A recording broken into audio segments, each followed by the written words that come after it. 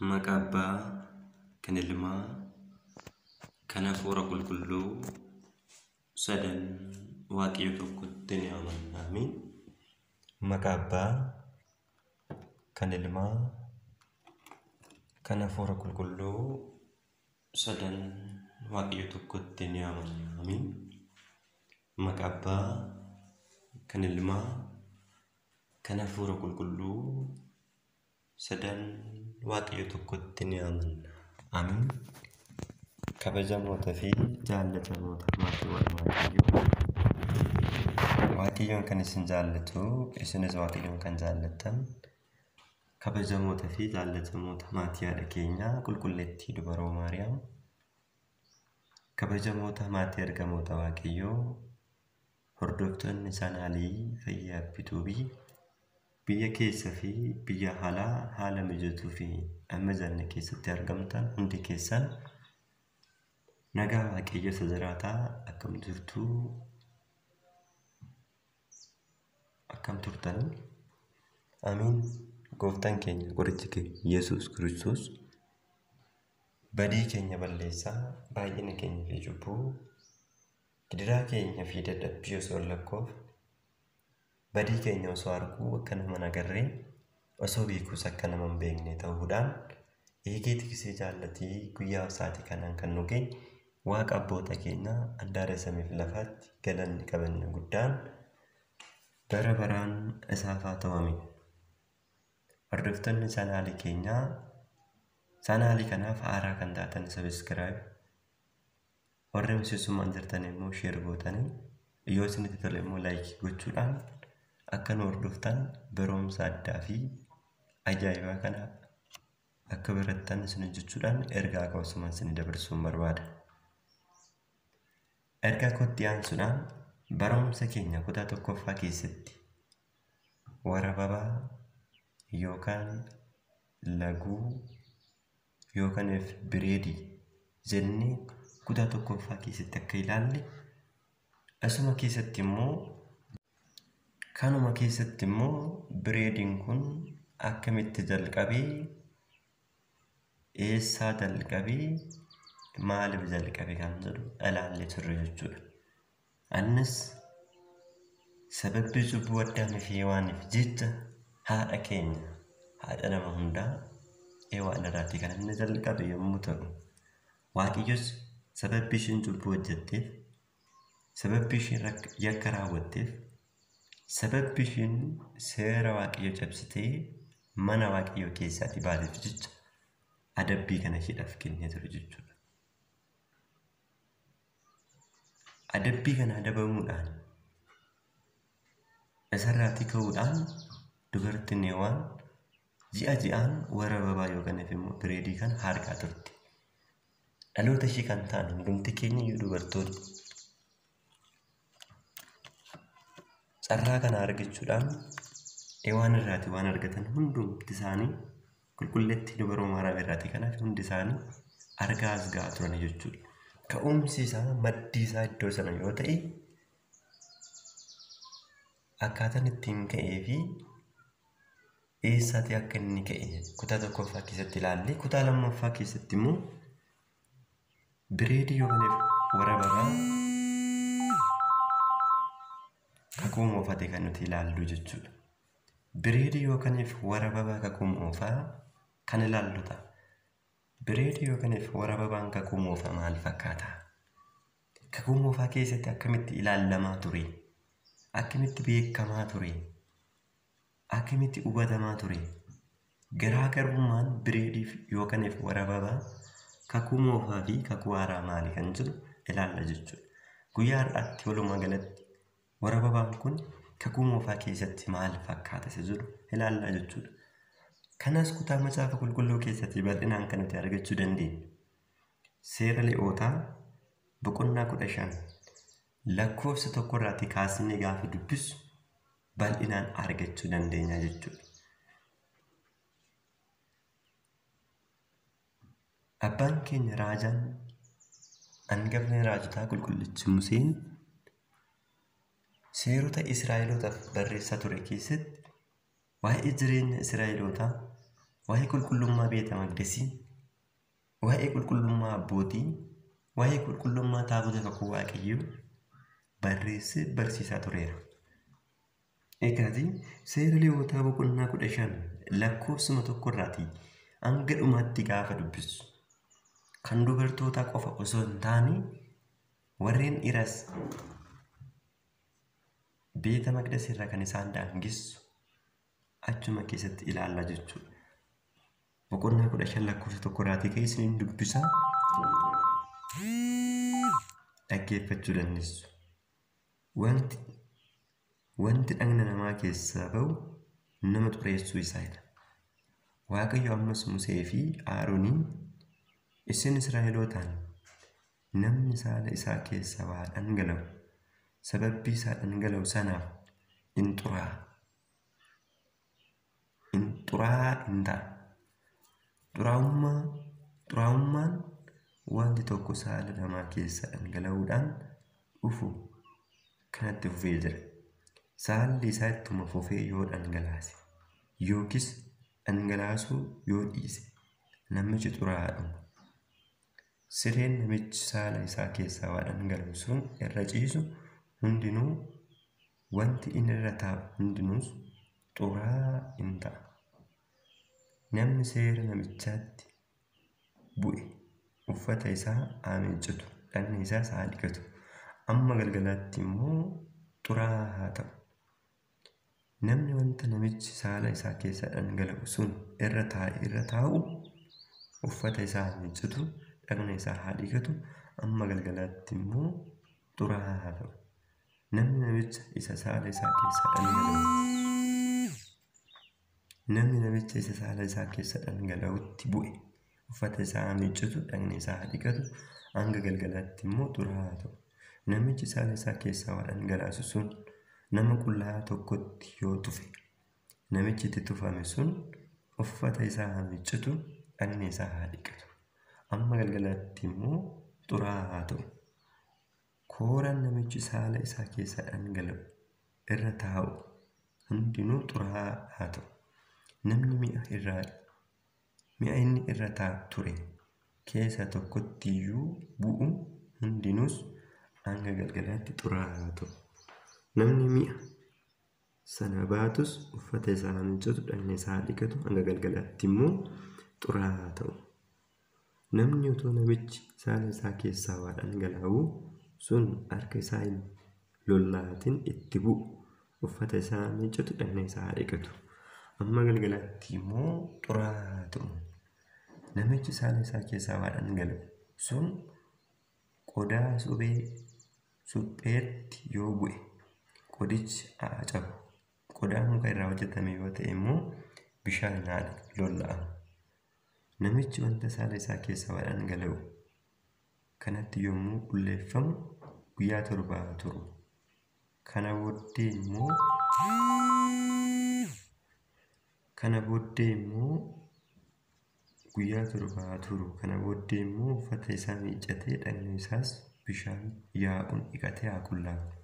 Guyyaa 8ffaatti gugee horaa 2 yookiis gugee kan biraa sossokkee 2 fidee dhufee balbala dukkaana walgayiitti fuula Waaqayyo duratti lubichatti haa kennu. Lubichi immoo ishii tokko aarsaa sababii cubbuutiif dhiyaatuuf, ishii kaan immoo qalma gubamuuf dhiyeessee akkasitti wanta saala isaa keessa dhangala'u sanaaf ana Waaqayyo duratti araara haa buusuufidha.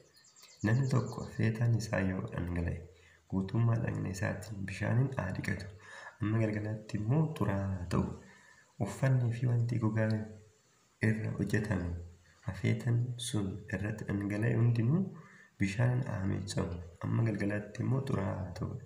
Namni saala isaa keessaa afeetaan dhangala'u dubartii bira yommuu ga'u lachanuun isaanii dhagna isaanii bishaan haa dhiqatan, amma galgalaatti immoo xuraawaa ta'an.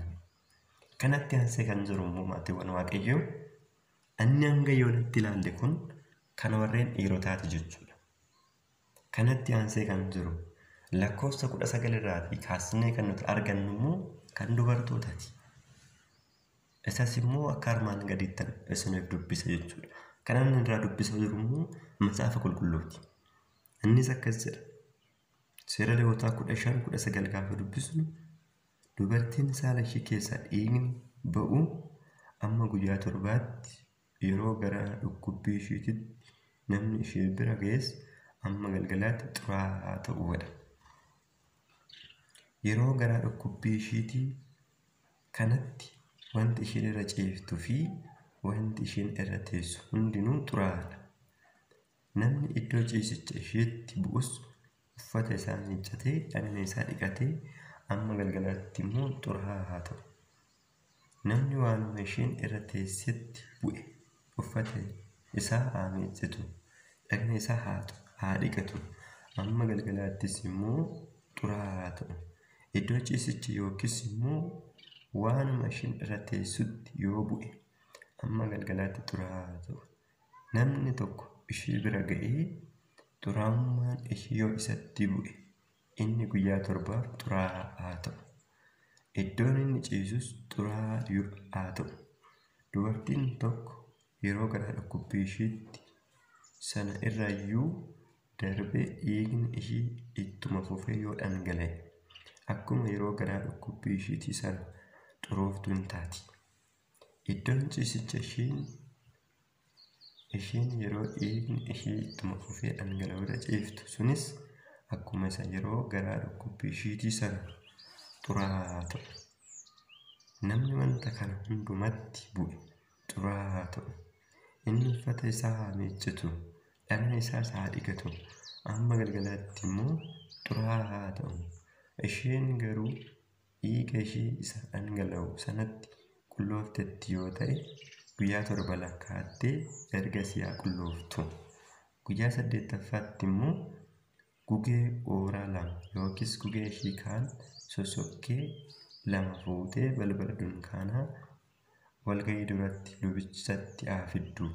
Lubichis ishee tokko aarsaa sababii cubbuutiif dhiyaatuuf, ishee kaan immoo qalma gubamuuf haa dhiyeessu. Akkasitti lubichi wanta saala ishee keessaa dhangala'e ishee xureesse sanaaf ana Waaqayyo duratti araara haa buusuuf jedha. Isaanis akkasitti namoonni Israa'el iddoo koo isa qulqullaa'aa isaan gidduu jiru xureessanii xuraa'ummaa isaaniitiin akka hin duunetti wanta isaan xureessutti addaan baasa jedhe. Seerri kun isa waa'ee nama saala isaa keessaa waan dhangala'uuf, waa'ee nama afeetan isaa dhangala'e isa xureessuuf kennameedha. Dubartii garaa dhukkubbii qabduuf, dhiira yookiis dubartii saala isaanii keessaa waan dhangala'uuf, dhiira dubartii xurii qabdu bira ga'uufis seerri kenname isuma kana jechuudhaan lakkoofsa 33 irratti xumura jechuudha. Egaatiin walumaa galatti waa'een waraabaa kakuu moofaa keessatti akkaataa amma seera Lewwotaa keessa dubbisne kanaatiin kan hubachuu dandeessanidha. Bireedii yookaaniif waraabaan kakuu moofaa keessatti cubbuu jedhamee akka lakkaawwamu, xuraa'ummaa jedhamee akka lakkaawwamu, akkasumas immoo xuraa'ummaa kanarraas immoo qulqullaa'uudhaaf hanga guyyaa 7 hanga guyyaa 8 akka nutti fudhatu asirraatti hubachuu dandeenya jechuudha. Macaafni kun maal jedheeni? Cubbuu jedheen, xuraa'ummaadhaa jedheen. Sababii kanaafis immoo aarsaa gugee 2 dhiyeessuu qabdi dubartiin kun. Dubartii qofa osoo hin taane dhiirris immoo aarsaa sababii cubbuutii fi aarsaa gubamu gugee 2 karaa dunkaanaa fuulduratti dhiyeessuudhaan Waaqayyoof aarsaa dhiyeessuu qabu jedhee dubbatee jira. Egaa asirratti maal jettu ture? Bara kakuu moofaa keessa waraabaa yookaan bireediin kun cubbuu jedhama ture, adabbii jedhama ture, yakka jedhama, xuraa'ummaadha jedhamee waamama ture bara kakuu moofaa keessatti jechuudha. Macaafni qulqulluunis iddoon amma dubbisnu kan qofa osoo hin ta'in seera ba'uu keessa gaafa dubbisu, seera Lewwotaa keessa deddeebinee gaafa dubbisnu kanaaf jechoota kana fakkaatan hedduu isaanii argachuu dandeenya. Kanaaf bara kakuu moofaa keessatti waraabaan kun yookaan bireediin kun xuraa'ummaa jedhamee akka waamamu hubachuu danda'u nurra jiraata. Cubbuu jedhamee akka inni waamamu hubachuu danda'u nurra jiraata jechuudha.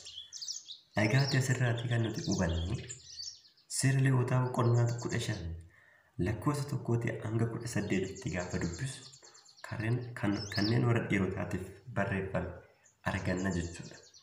Warreen dhiirotaatiifis dhiironni abjuu keessaa haa ta'u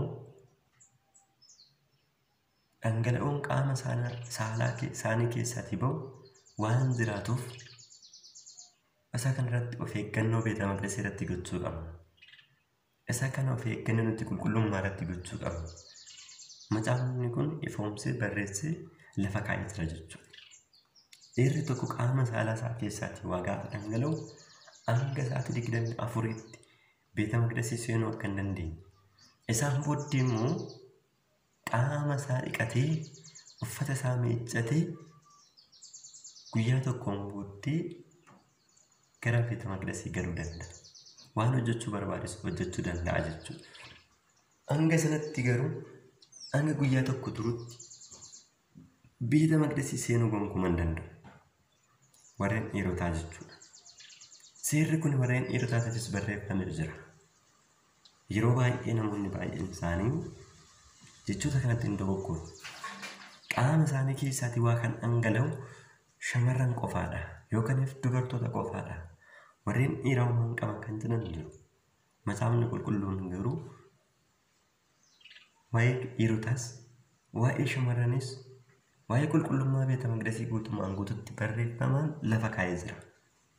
Isa kana hubachuu danda'u nurra jiraataa jechuudha. Dhugaan jirus kana. Egaati dubartoonni bara kakuu moofaa keessaa biriidiin yookaan warra babaan isaanitti dhufe hanga guyyaa 7tti beeta maqdisii irraa ni dhoowwamu ture. Asirratti dubbisa kana keessaa hubachuu danda'eerra jechuudha. Warreen isiniif hin galle immoo macaafa kana guutummaa isaa seera Lewwotaa boqonnaa 15 guutuu isaa dubbistanii hubachuu dandeessu. Walumaa galatti boqonnaa 11 irratti kaatanii gaafa dubbistan bal'inaan hubachuu dandeessu. Kanaaf warra babaan bara kakuu moofaa keessa cubbuu jedhamee waamama ture. Cubbuu jedhamu qofa osoo hin ta'in hanga guyyaa 7tti dubartiin sun meeshaa qulqulluu tuquu hin dandeessu. Beeta maqdisii seenuu hin dandeessu.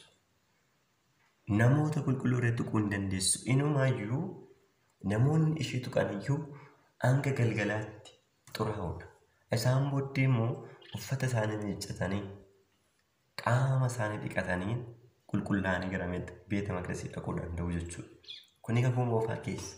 Teessoo dubartiin sun irra teesse. Uffata dubartiin sun uffatte. Namni itti bu'e. Lafa ciisicha ishee lafa teessuma isheetti namni isheetti bu'eeyyuu sa'aatii 24 yookaan immoo hanga guyyaa tokkotti beeta maqdisii irra ni daangeffamu jechuudha. Kun kakuu moofaa keessa ture.